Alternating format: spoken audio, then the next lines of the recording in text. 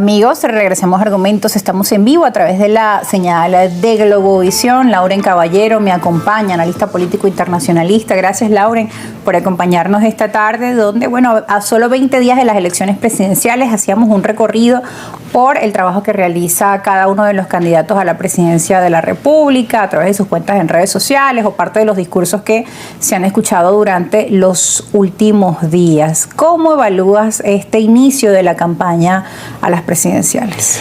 Mira, primero, gracias por la invitación, como siempre. Bienvenido. Es un gusto acompañarlos acá en Globovisión, a ti especialmente, Rosa. Gracias. Fíjate, a mí me parece que esta campaña es una campaña absolutamente atípica, ¿no? En el marco de, bueno, una situación social, económica, incluso ya cultural bastante precaria, por decirlo de alguna manera, pues representa, no es ninguna sorpresa, digámoslo de esta forma, por varias razones. El país está ávido de cambio, el país necesita realmente una transformación real de sus bases políticas, algo, digamos, que le permita una especie de respiro, una apertura, una nueva forma de hacer las cosas, porque verdaderamente lo que hemos estado viviendo en las últimas 2 décadas ha sido terrible, una degradación abismal de todo lo que tiene que ver con la calidad de vida de las personas, los servicios públicos, el sistema de salud, el sistema educativo. En general, pues el país está vuelto un caos y yo creo que eso no es un secreto para nadie. Yo vengo pues de un sector popular donde no tengo necesidad de estar como algunos candidatos visitando comunidades populares para saber lo que piensa la gente. Que es el día a día. O sea, es mi día a día. Y sin lugar a dudas, bueno, la gente lo que espera realmente es que este 28 de julio haya un cambio definitivamente, no solamente de gobierno, sino de las formas como se hace la política en el país tienen que cambiar radicalmente. Hay una expectativa, no creo que estemos en un ambiente de polarización, como también escuché en el primer corte que decía alguno de los candidatos.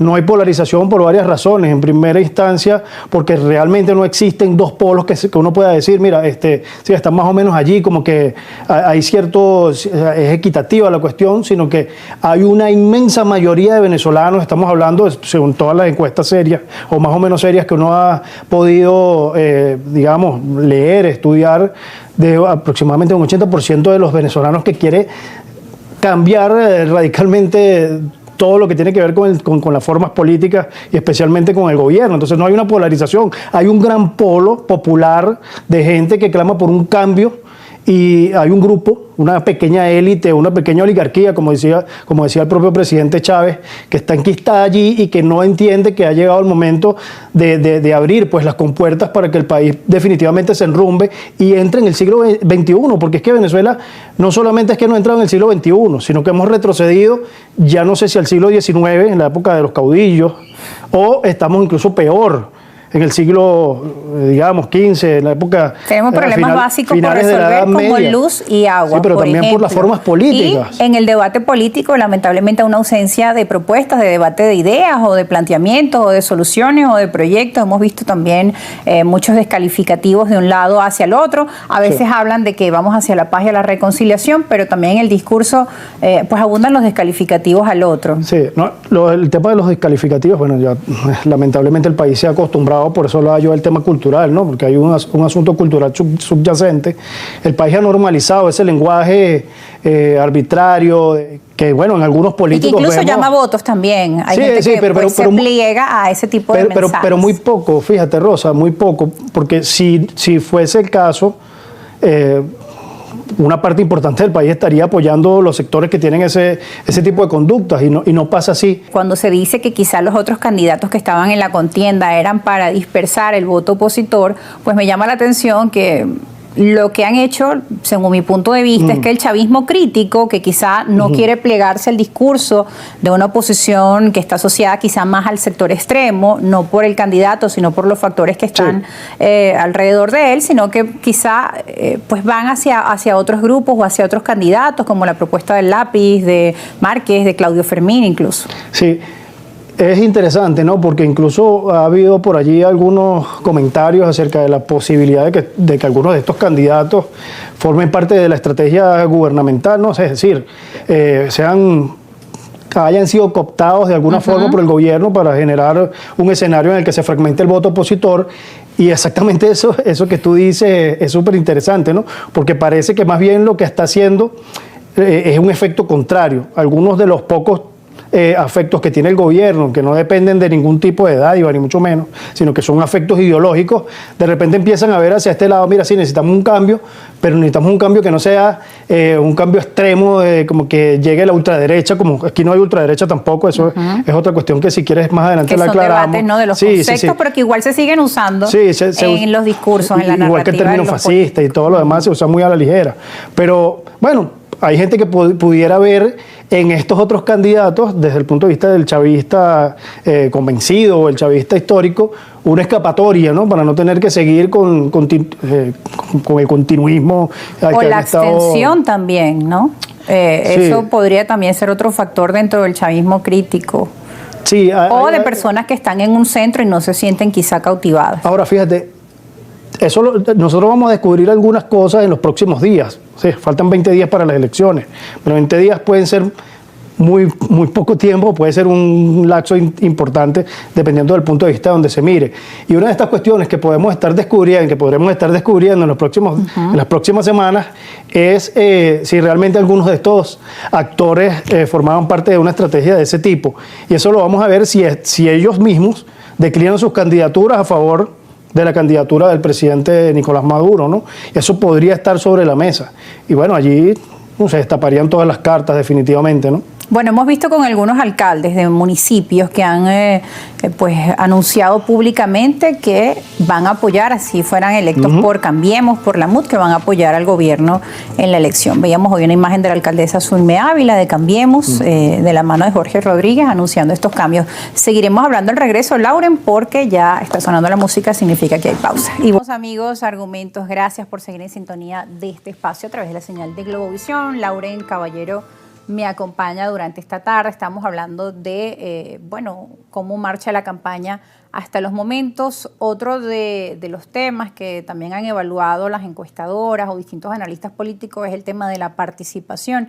Te invito, Lauren, vamos a escuchar el director de SECA Consultores, Víctor García, estuvo temprano en el programa Primera Página, y vamos a revisar el informe que él tiene respecto al tema de la participación y conversaremos también sobre este tema. Vamos. Que vamos a hablar de una abstención histórica, aunque muy por debajo de las elecciones anteriores, pero estamos hablando de un 30% de abstención. Claro, porque se espera que la participación sea mayor al 70%. Se espera. Con esto lo que quiero decirte, con este escenario que te estoy planteando, es que vamos a tener unas elecciones difíciles. Vamos a tener unas elecciones donde hay un voto aluvional, emocional, que es el voto que acompaña a Edmundo González Urrutia, y hay un voto consciente, hay un voto racional que acompaña a Nicolás Maduro, y hay un voto que no le gusta ni lo que está haciendo Nicolás Maduro ni lo que está haciendo González Urrutia, y ese voto se está condicionando o está direccionando hacia la candidatura de Luis Eduardo Martínez, la candidatura de Enrique Márquez, la candidatura de Antonio Ecarri. Bueno, nos hablaba allí Víctor García de SECA Consultores de un panorama difícil para las elecciones y hablaba también del tema de la abstención. Ellos estiman un 30%, hemos visto algunas encuestas con 20, 25% de abstención. Otros analistas han dicho, bueno, eso también de todo el padrón electoral. Recordemos que hay una gran cantidad de venezolanos que están fuera, que no van a poder participar, la gran cantidad de jóvenes que no se pudieron inscribir debido a la jornada tan corta de días que también tuvo el Consejo Nacional Electoral. Son factores que pueden incidir. Pero ¿cómo ves tú el ambiente, Lauren, como analista? En otros años veía que la gente sí decía en las calles, no creo en elecciones, yo no voy a participar, con votos no se cambia nada. Pero bueno, me parece que en el discurso, al menos de lo que escucho en el día a día, de las personas que conozco, de la comunidad escolar, pues hay como un ánimo de participar. Bueno, fíjate, él dice que estima un 30% de abstención, eso equivale a un 70% de participación, que yo no veo tampoco tan malo, ¿no? O sea, no parece un escenario tan grave, con un 70% de participación, si es verdad lo que dicen las encuestas, de que el candidato opositor cuenta con el apoyo del 80% de de la intención de voto, pues entonces allí vamos a tener una importante participación, no solamente desde el punto de vista eminentemente cuantitativo, sino de hacia quién van los votos, ¿no? Queda clarísimo que a quien más le afecta en este momento la abstención es al candidato que no luce muy bien en las encuestas. Ahora, pero ellos tienen una maquinaria, el Partido Socialista Unido de Venezuela, durante estos últimos días los hemos escuchado, pues trabajando en el 1×10, de repente la oposición no cuenta con estas estructuras y también se ha dicho que muchas veces la oposición ha subestimado también este trabajo que puede realizar el gobierno. Sí, la oposición históricamente subestima al gobierno y de alguna manera también afloja un poco el tema del trabajo de lo que es el padrón electoral, armar las maquetas de los centros electorales, el resguardo del voto. Yo creo que eso es un tema recurrente, ¿no? en las filas opositoras y otro asunto, pues ese espíritu triunfalista producto de las lecturas de las encuestas que también hace muchísimo daño. Mira, no, si tenemos el 80%, 80-20, ¿para qué voy a ir a votar? O otro hará el trabajo. Ni siquiera con trampa nos ganan porque somos demasiados. Yo creo que eso no, la oposición no debería caer en ese terreno. Hay que tomar previsiones, debe garantizarse pues el resguardo, el cuidado del voto, de la voluntad popular y bueno, tener muchísimo cuidado con todo esto que tiene que ver con la desmovilización, la incapacidad organizativa, los descuadres a veces desde el punto de vista de los propios actores que trabajan aguas abajo. Hay mucha contienda permanente también entre factores de distintos partidos. Esto no lo sabe normalmente la gente que no está muy metida en la política, pero los distintos factores opositores siempre se pelean por un pedazo de la torta, desde el punto de vista de la repartición de lo que tienen que cuidar o no, a quién le toca el tema logístico, a quién le toca el tema electoral, a qué partido me refiero, a qué organización política, y eso al final del día lo que hace es daño, porque lo que ocurre es que se divide pues la fuerza, actores que se desmotivan, otros dicen, no, esto es más de lo mismo. Entonces ese tipo de fallas generan resultados negativos al final de la contienda electoral, sobre todo en un momento tan delicado como este, donde yo creo que todo el mundo se va a jugar, valga la redundancia, el todo por el todo, ¿no? Aquí es la organización de los testigos de mesa, que tanto se ha comentado sobre ello. Incluso ayer me preguntaba una persona, un vecino me preguntaba, mira, ¿qué pasa si yo si salí seleccionado como miembro de mesa en la página del CNE y no asisto? Bueno, yo creo que eso trae que tienes que pagar una multa, pero eres principal, ¿no? Estoy por allá. Bueno, pero igual deberías estar atento por si te toca, ¿no? Porque a veces falta el suplente del suplente del suplente, por eso es que hay tantos, ¿no? Y al final del día, el chavismo, si hace ese trabajo, lo hacen bien. Lo hacen bien desde el punto de vista de las formas como manejan la estructura, porque uno se da cuenta cuando llegas al centro electoral que la mayor parte de los miembros pues son afectos al gobierno. Están organizados, si trabajan en un ministerio lo notifican, exactamente, pues son trasladados al centro de votación. Exactamente, pero si además de eso le sumamos que no está el testigo de la oposición y tal, entonces eso se presta para irregularidades. A veces también el Plan República no colabora, no contribuye es decir, no cumple con su papel, sino que asume otros roles que no tienen que asumir, como por ejemplo cerrarle las puertas a algún observador de la oposición, o incluso prohibir la observación ciudadana, como llegó a pasar en las elecciones anteriores, las legislativas, en Vargas, que en algunas escuelas el Plan República no permitió la observación ciudadana. Imagínate que ya es una cosa grave, ¿no? Sobre todo cuando el gobierno habla de que esto es una revolución cívico-militar. Bueno, será militar-cívico entonces, en todo caso, o militar-militar, porque si tú no permites que los ciudadanos vayan y estén allí presentes, siendo testigos de un proceso público, entonces esto no es ni cívico, ni democrático, ni mucho menos, es un abuso de autoridad. Entonces el Plan República, y hay un llamado al ministro de la Defensa, Padrino López, para que por favor tome cartas en el asunto y bueno, se limiten pues a ejercer las funciones que constitucionalmente les corresponden, ¿no? Por cierto, Lauren, el ministro de Defensa se ha pronunciado estos días sobre presuntos planes desestabilizadores para el 28 de julio y que se mantienen atentos a ellos. Sobre este tema vamos a estar hablando al regreso de la pausa. También el fiscal se pronunciaba este lunes. Vamos a hacer un corte y ya regresamos con más. Empezamos, amigos, argumentos. Lauren, te comentaba antes de irnos a la pausa que el ministro de Defensa se ha pronunciado en los últimos días. Él decía que se mantienen atentos ante cualquier intento de desestabilización, el cual rechazan contundentemente de cara a estos comicios y que están preparados, tienen en marcha una operación para resguardar a la población durante las elecciones presidenciales. Históricamente en nuestro país se han desarrollado estos procesos con normalidad en líneas generales, si bien es cierto que siempre se detectan algunas irregularidades, pues normalmente se desarrollan en un clima de paz, en un ambiente en que los ciudadanos acuden a votar de forma masiva, con alegría, como una fiesta electoral. Sí, mira, definitivamente siempre corre el rumor de que hay alguien por ahí inventando algún tipo de aventura, ¿no? Ahora, al final del día, el gobierno nunca termina de mostrar unas pruebas que sean absolutamente convincentes, que uno pueda decir, mira, sí, aquí hay algunos sectores jugando a cuestiones que no tienen absolutamente nada que ver con la democracia y tal, y obviamente el país democrático rechaza ese tipo de cuestiones, ¿no?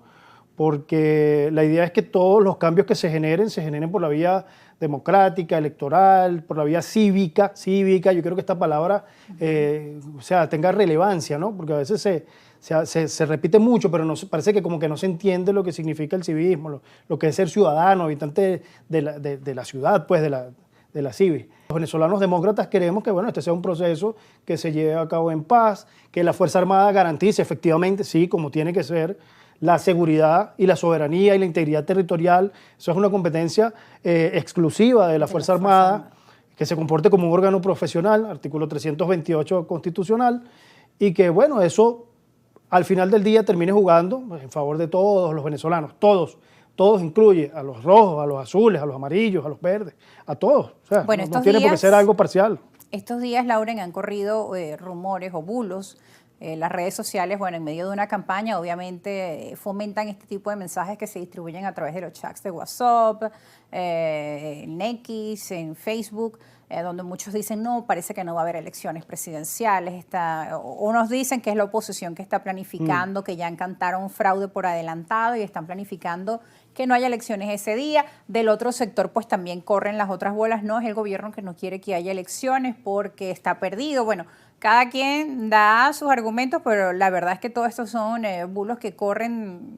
Sí, bueno, esto es fácil. O sea, yo no entiendo, a veces nuestra clase política se enreda muchísimo, ¿no? No sé si es que le tienen miedo a algunos laboratorios en las redes sociales también.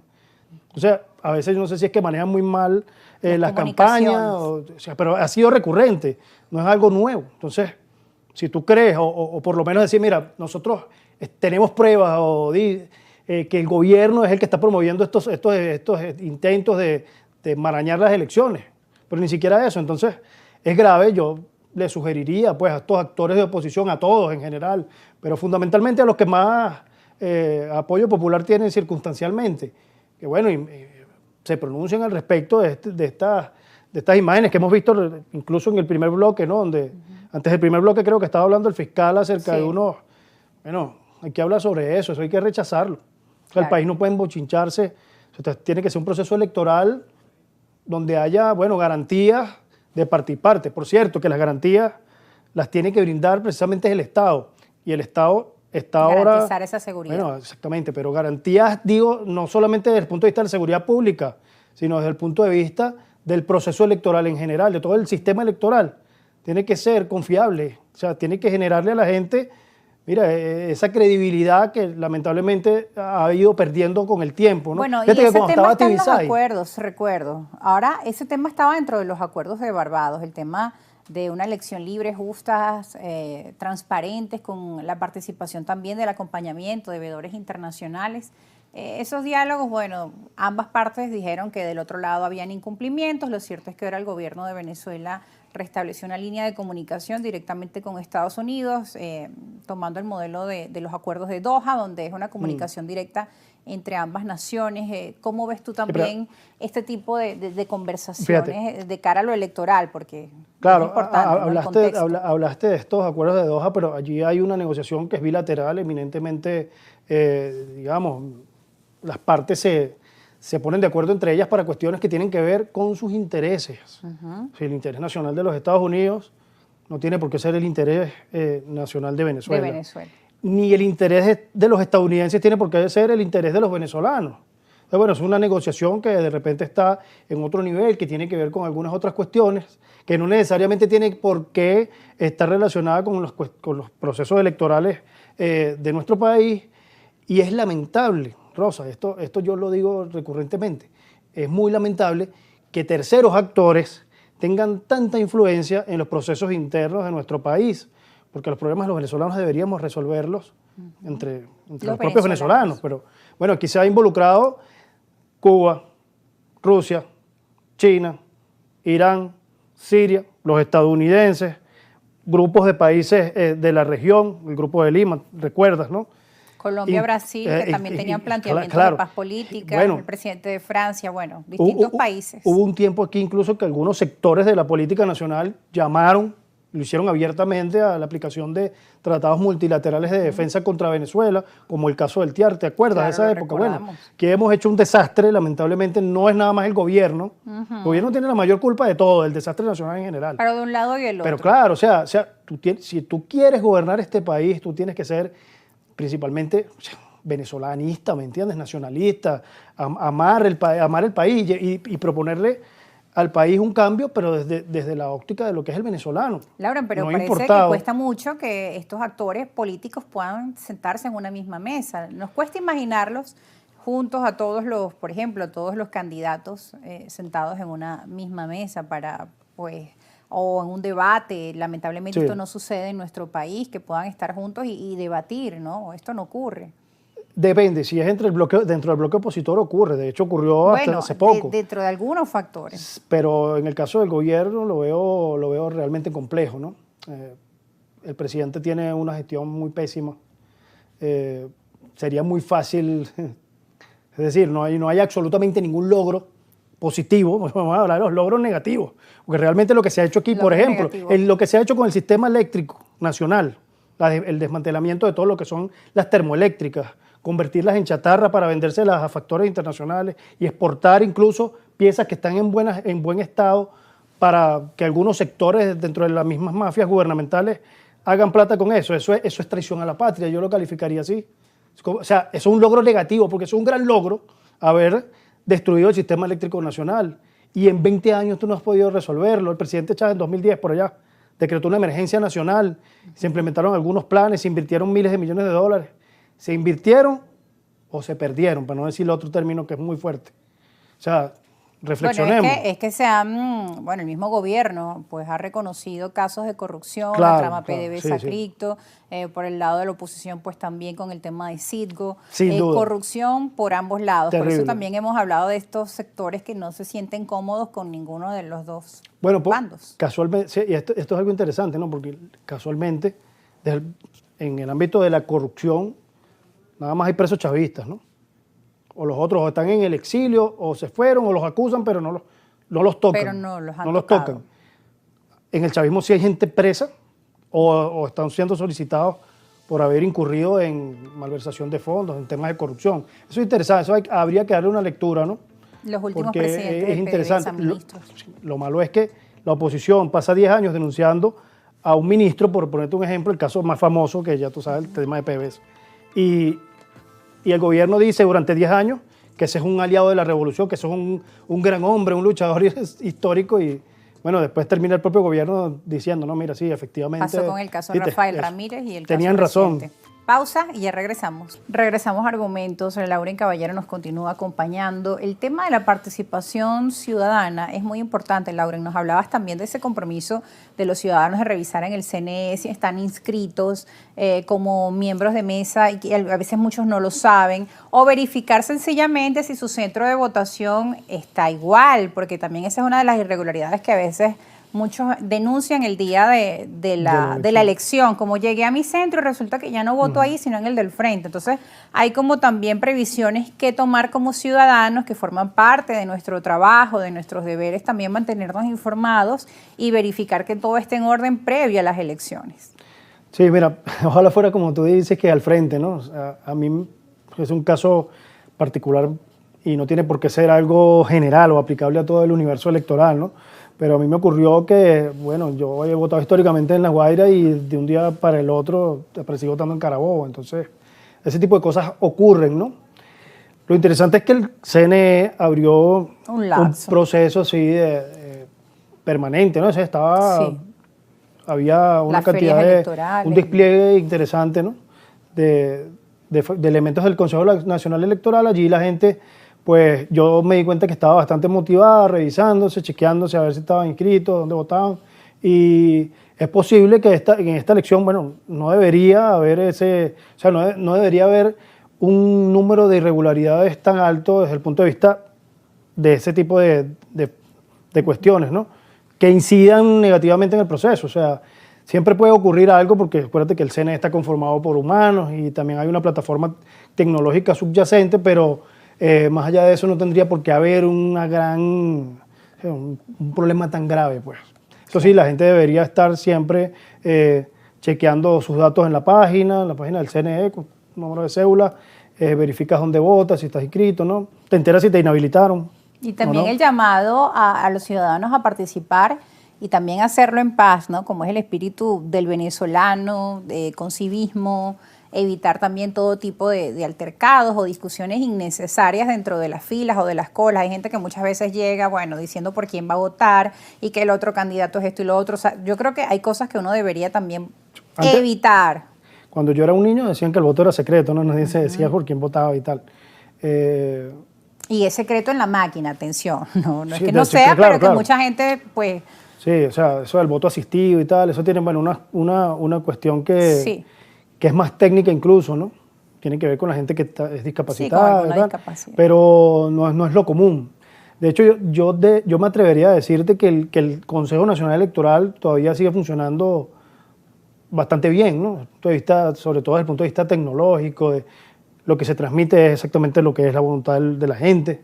La verificación de las cajas de resguardo. Las irregularidades se hagan antes y durante el proceso en general, durante la campaña, durante el momento el tema de la utilización de los recursos del Estado, por ejemplo, para movilizar o impedir la movilización de otros sectores. Pero bueno, si la gente actúa cívicamente, como dijimos hace rato, y participa, la gente debe no solamente participar desde el punto de vista de ir y votar, sino de formar parte, pues, del proceso en general, de vigilar el voto, tratar de calmar los ánimos. Yo creo que esta elección no debería ser una gallera, una especie de revolución, ni mucho menos. Es un proceso electoral como cualquier otro. Yo creo que nos veamos en el ejemplo de Europa. Europa viene pasando por una serie de procesos electorales, las elecciones de la Unión Europea el 6 del mes pasado. Y también se habla de mucha polarización, la gente en las calles, el tema de la derecha, la izquierda. Sí, pero es una polarización relativamente sana, ¿no? Porque es que no hay esa confrontación existencial, ¿no? O sea, la llegada de uno no representa el exterminio del otro, ni viceversa. De hecho, en Francia, en la primera vuelta de las elecciones estas que acaban de convocar, precisamente por todo el maremoto que generó las elecciones europeas, bueno, se convocaron estas elecciones adelantadas, anticipadas, sí. En Francia, del Parlamento, y en primera vuelta la derecha europea, la derecha de Le Pen, obtuvo una ventaja importante, ¿no? Parecía que, bueno, no había manera de frenarlo. Eso no significaba tampoco que se iba a acabar el mundo, ni que Francia se iba a acabar, ni mucho menos. En segunda vuelta, bueno, se invirtieron los papeles, hubo una alianza entre todos los factores de la izquierda francesa, el Partido Comunista, los verdes, X, y bueno, se invirtió la cosa, ¿no? Y ahora hay un parlamento bastante variopinto, no hay una mayoría, ninguno de los bloques tiene una mayoría absoluta que de alguna forma pueda, valga la redundancia, conformar un gobierno tan fácilmente, así que va a ser bastante complicado. Pero ¿dónde se dirimen? Pero es interesante, o sea, ¿pero dónde se dirime variopinto y que las diferencias se deben de dirimir y además enriquecen el debate, ¿no? Se dirimen en el centro de la política, pues en la plaza. En este caso no es la plaza pública, pero es el Parlamento. ¿Y qué representa el Parlamento? O sea, en el caso ¿qué representa la Asamblea Nacional? ¿O qué debería representar la Asamblea Nacional? El Congreso. Debería representar a todos los ciudadanos de un país, su diversidad, su diferencia. Eso también es interesante y enriquecen justamente esos debates parlamentarios, ¿no? Esas mayorías o que todo esté, digamos, monopolizado. O que el presidente del Parlamento te diga, mira, si no te voy a permitir que vuelvas a tener derecho de palabra. O sea, es un acto de arbitrariedad monumental, antidemocrático desde todo punto de vista, ¿no? Recientemente pasó aquí, yo lo vi, me horrorizó, ¿no? Porque el presidente del Parlamento venezolano le dice un diputado que alzó su voz para defender a las luchas pues, de las mujeres en Irán. El por diputado tema del Bruno velo. Gallo, de Sí. Avanzada Progresista. Y el presidente del Parlamento dice, mira, nos tomaremos las medidas disciplinarias. ¿Cómo es esto? Pues? O sea, tú vas a disciplinar a un parlamentario que fue electo por el voto de miles de venezolanos que se sintieron en esa figura, o sea, un representante válido. O sea, este diputado como el presidente, ahí no hay jerarquías como tal, me explico. Entonces, debemos aprender de... Y dejar el debate abierto y dar tus claro, contraargumentos y seguir mira, debatiendo, escuchándolo. O, bueno, mira, no es el momento, quizá le pudo haber dicho desde la parte oficialista, Lo que sea, pero, sí. pero ese tipo de sancionar o de eliminar el debate. O la pues, amenaza, es grave. la amenaza de te vamos a... O sea, eso no es la política sana. La amenaza es en el mundo de las mafias, de los bravucones de barrio, que yo siempre digo, no es el mundo de la política, porque está el campo de la política y está el campo militar, pues el campo de la guerra. Hay una frase famosa, la guerra es la continuación de la política por otros medios, Clausewitz. Bueno, pero resulta que un amigo, digo yo amigo, aquí siendo un poco irónico, ¿no? De los revolucionarios de todos los tiempos, invirtió esa frase y dijo, la política es la continuación de la guerra por otros medios. Sí. ¿Ves? Interesante. Y bueno, si es así, significa que ya las armas no son el fusil, ni el tanque de guerra, ni el jet, sino que es la palabra. Exactamente. Y ahí dirimimos pues, nuestras diferencias. O nos acordamos. ¿Y en torno a qué nos tenemos que acordar? Siendo unos políticos sensatos, responsables. En torno al bien común, pero al vuelvo interés e insisto, nacional. no hay el reconocimiento del otro, lamentablemente, en el debate político acá en el país. O sea, no hay un debate político entre 2, 3 personas. No lo solemos ver a ese nivel, ¿no? Quisiéramos todos los venezolanos poder tener un debate donde podamos escucharlos a todos en un mismo escenario, o que ellos se sienten, que diriman los conflictos a través de eso, de la palabra, de las negociaciones, de los acuerdos que sean públicos. Ojalá tuviéramos un parlamento como el español, que por cierto los españoles se quejan mucho bueno, creo que eso es un mal endémico de todas las naciones del mundo, ¿no? La queja permanente con relación a su clase política. Pero entonces los debates en el Parlamento español y ves allí a Pedro Sánchez aguantándose el regaño de sus opositores. Y ahí no pasa nada, ahí no persiguen ¿me entiendes? Al disidente, ni amenazan al otro, ni callan no hay eso. Entonces esa es la política sana.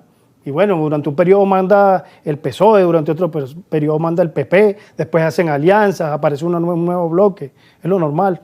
Ver las conversaciones y el diálogo como lo hemos visto en otros países, el término también de cohabitación, también para muchos analistas es importante retomar este término y que pase lo que pase después de las elecciones, el día después, que haya ese reconocimiento del que perdió, del que ganó, que puedan quizá trabajar incluso o escuchar las propuestas del otro en pro del país, porque al final la política es para dar soluciones a los problemas que tiene la gente, ¿no? Sí. Tiene que estar enfocada a la gente, a mejorar nuestro país, a trabajar por el futuro, los problemas que vienen, cómo los estamos abordando, y no en ese debate pues de retórica, de descalificación incluso permanente, descalificación y etiquetas del otro que no nos llevan a nada, Lauren. Fíjate qué interesante que tú hablas de ese término cohabitación.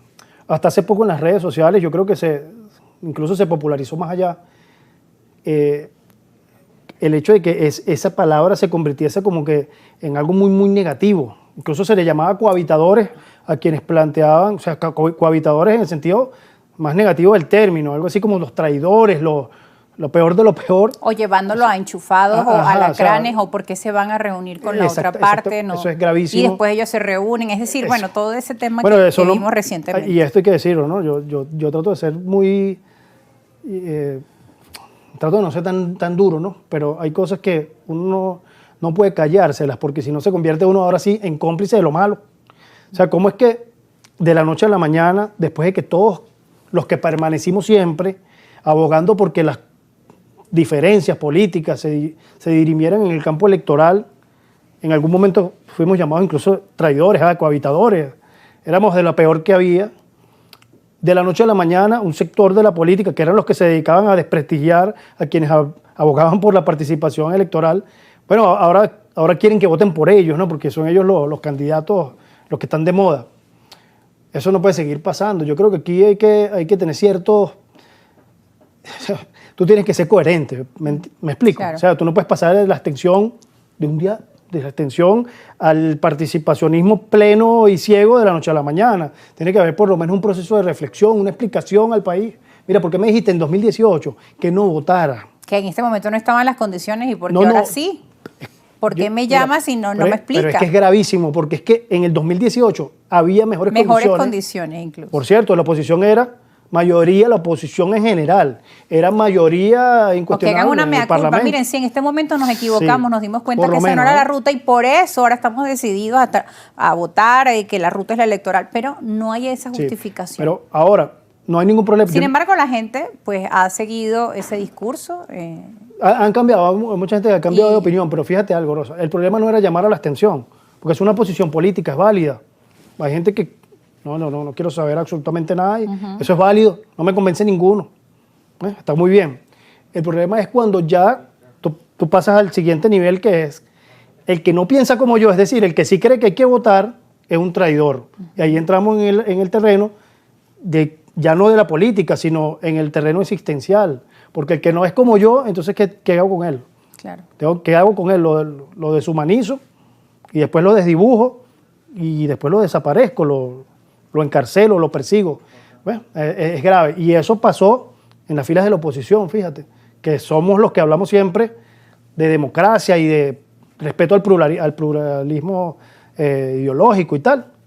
¿Cómo es esto entonces? ¿Con qué se come? Entonces hay que reflexionar, hay que empezar a ser un poquito más sensatos cuando hablamos, sobre todo cuando tenemos capacidad de hablarle a mucha gente. Sobre todo, bueno, Es una responsabilidad en ese momento hay grande. que ser muy responsable. Así es. Bueno, Lauren, muchas gracias por acompañarnos, por estar con nosotros en esta edición de Argumentos. Quisiera, ya para finalizar, tu mensaje a los ciudadanos de cara a las elecciones. Bueno, el país está como está. Todos sabemos la situación por la que pasan nuestras familias, ¿no? Eso es algo generalizado. Yo creo que hay que asumir pues nuestro rol ciudadano, participar en el proceso político nacional, no solamente desde el punto de vista de ir a votar en un día X donde haya unas elecciones, las que sean, sino incluso viendo cómo hacemos aportes a nuestras comunidades, en nuestros espacios, en la academia, en el ámbito laboral. Creo que todos podemos poner un granito de arena. Venezuela tiene mucho talento, ¿sabes? Y bueno, por algo siempre hablamos de que somos los libertadores de América y tal, pero últimamente no lo demostramos mucho. Entonces yo creo que deberíamos volver a esos inicios, ¿no? Recordar no solamente a Bolívar, sino incluso a algunos de los grandes maestros, ¿no? Bello, por ejemplo. El tema de no importar modelos, no importemos modelos, generemos nuestros propios modelos, Claro, nuestras propias alternativas. Y por ello hay que reunirse, sentarse, entender, dialogar con el otro y justamente en medio de ese debate que puede enriquecer, que pueda llevar esas propuestas siguiendo esos ideales de pues grandes venezolanos. Es importante en estos momentos también que Venezuela entienda que es necesario de ese diálogo productivo y que se ponga la mirada siempre en la solución a esos problemas que hoy tenemos. Nos tenemos que despedir, amigos. Nuestras cuentas en redes sociales están a su disposición. Recuerden que también pueden ver este programa a través de nuestro canal de YouTube, Argumentos GB, en Globovisión Videos en Vivo y a las 11 de la noche.